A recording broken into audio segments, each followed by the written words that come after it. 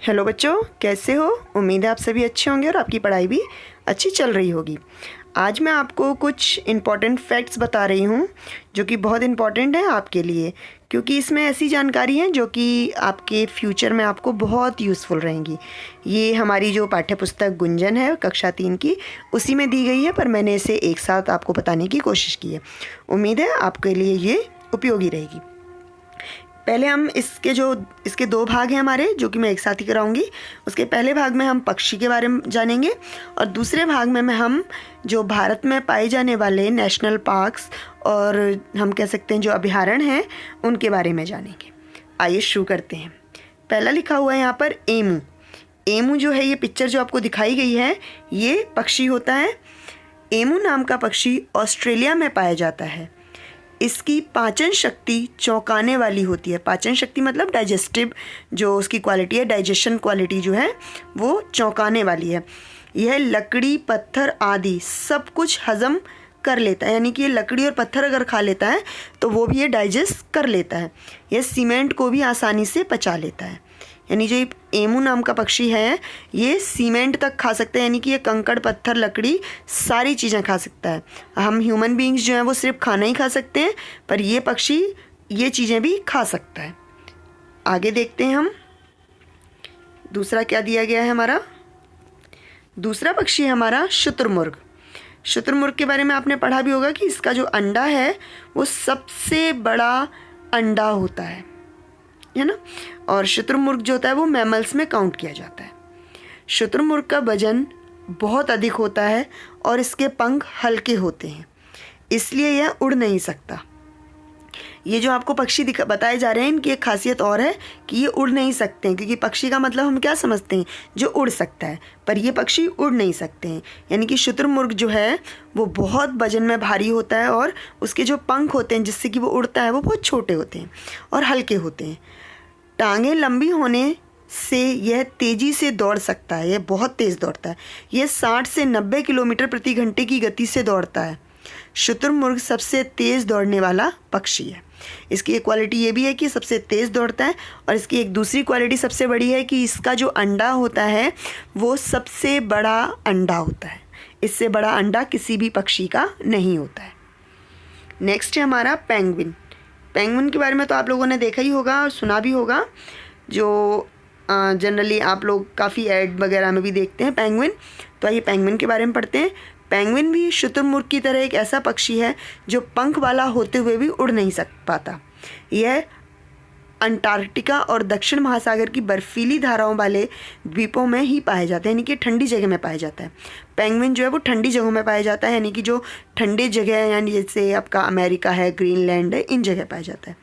यह मनुष्य की तरह दोनों पंजों के बल खड़ा होकर चलता है। यह हमारी तरह दोनों पैरों पर खड़ा होकर चलता है। इसके पैरों को हम पंजे कहते हैं। इसकी पीठ काली और छाती का भाग सफ़ेद होता है, जैसा कि इस पिक्चर में दिख भी रहा है। जब यह खड़ा होता है तो इसका श्वेत श्याम वर्ण बड़ा आकर्षक लगता है। श्वेत मतलब सफ़ेद और श्याम मतलब काला, यानी कि और वर्ण मतलब रंग, यानी कि जो इसका सफ़ेद काला रंग है बहुत सुंदर लगता है। पेंगुइन उड़ नहीं सकता, पर पानी के अंदर कई किलोमीटर तक तैरता चला जाता है, यानी कि ये पानी के अंदर तैर सकता है। ये इसकी खासियत है। शुतुरमुर्ग की क्या खासियत है कि वह सबसे तेज़ दौड़ने वाला पक्षी है। इसे पनडुब्बी पक्षी के नाम से भी जाना जाता है। पनडुब्बी जो सबमरीन्स होती हैं, मरीन जिनको हम कहते हैं, वो होता है पनडुब्बी, तो इसे पनडुब्बी पक्षी के नाम से भी जाना जाता है।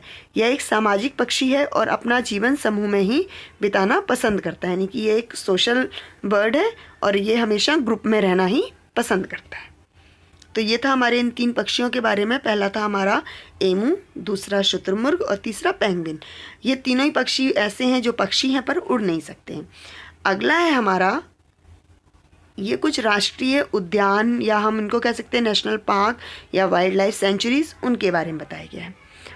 अब इसमें एक एक करके बता रही हूँ मैं। जैसे पहला है आपका, मुझे आप बाघ के नाम से जानते हैं। ये बाघ के बारे में बताया कि बाघ को रखने के लिए हमारे यहाँ पर कौन कौन से राष्ट्रीय उद्यान या जो वाइल्ड लाइफ सेंचुरीज़ हैं वो बनाई गई हैं। राजस्थान राज्य का रणथंभौर राष्ट्रीय उद्यान और उत्तरांचल राज्य का जिम कॉर्बेट राष्ट्रीय उद्यान मेरे संरक्षण के लिए जाना जाता है। संरक्षण मतलब होता है बचाव। जिम कॉर्बेट राष्ट्रीय उद्यान में तो आप हाथी की सवारी भी कर सकते हैं। रणथंभौर में सड़कों का निर्माण ही इसलिए किया गया है जिससे आप जैसे पर्यटक यानी कि टूरिस्ट वह आसानी से घूम सकें। यह राजस्थान का सबसे बड़ा वन्य जीव भंडार है, यानी कि जो रणथंभौर है वो सबसे बड़ा जीव भंडार है राजस्थान का। और आपको ये जानकर शायद हैरानी होगी कि जो जिम कॉर्बेट राष्ट्रीय उद्यान है ये सबसे पहला राष्ट्रीय उद्यान है जो भारत में बनाया गया था। पहले इसका नाम हमारा हैले करके था और उसके बाद इसका नाम नंदा देवी रखा गया और अब इसे हम जिम कॉर्बेट नेशनल पार्क कहते हैं। अगला है हमारा, मैं बारासिंगा मध्य प्रदेश के कान्हा राष्ट्रीय उद्यान में रहता हूँ। यानी बारासिंगा जिसके सिर पर 12 सींग होते हैं, यानी कि जो इसके 2 सींग बने हुए हैं इन्हीं में 12 सींगों की डिज़ाइन बनी होती है। यह उद्यान एशिया के सबसे अच्छे उद्यानों में से एक है। कान्हा राष्ट्रीय उद्यान जो है वो मध्य प्रदेश में है और ये एशिया के सबसे अच्छे उद्यानों में से एक है। यहाँ मेरे अलावा बाघ और दूसरे वन्य जीव भी रहते हैं। पक्षियों की 300 से अधिक प्रजातियां भी यहाँ पाई जाती हैं, यानी कि 300 से अधिक तरीके के पक्षी आप कान्हा राष्ट्रीय उद्यान में देख सकते हैं। नेक्स्ट, मैं एक सींग वाला गैंडा हूँ, यानी कि राइनो, जिसे हम राइनो कहते हैं। ये वन हॉर्न राइनो है, यानी कि इसके एक ही सींग होता है। असम में स्थित काजीरंगा राष्ट्रीय उद्यान मेरा घर है। और ये जानकर आपको हैरानी होगी कि एक सींग वाला जो गैंडा होता है वो सिर्फ असम के काजीरंगा राष्ट्रीय उद्यान में ही पाया जाता है, इसके अलावा कहीं नहीं पाया जाता। मेरे अलावा यहाँ बाघ, हाथी, चीते, भालू, लंगूर, भेड़िए, अजगर आदि भी निश्चिंत होकर घूमते हैं। यह उद्यान ब्रह्मपुत्र नदी के पास स्थित है। जो असम का राष्ट्रीय उद्यान है यानी कि काजीरंगा, ये ब्रह्मपुत्र नदी के पास स्थित है। यहाँ पर दिया हुआ है अपना घर करके। तो अब अगला देखते हैं किसका घर बता रहे हैं हमें।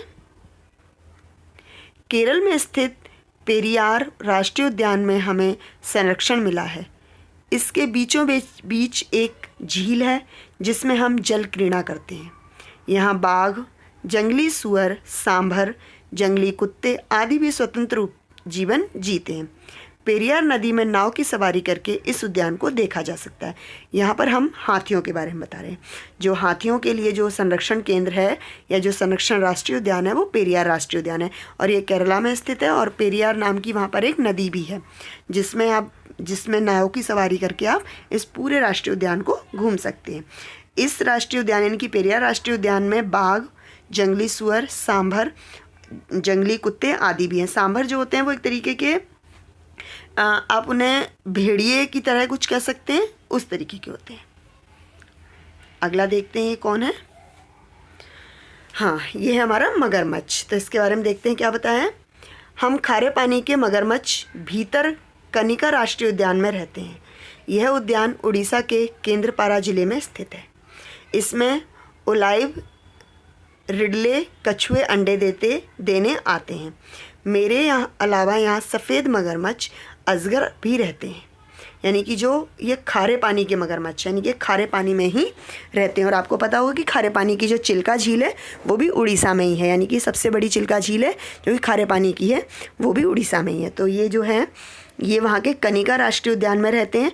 और इसी राष्ट्रीय उद्यान के जो यहाँ पर जो झील है उसमें जो ओलाइव रिडले नाम के कछुए हैं वो अंडे देते हैं। और इन खारे पानी के मगरमच्छों के अलावा यहाँ पर सफ़ेद रंग के मगरमच्छ और अजगर भी रहते हैं।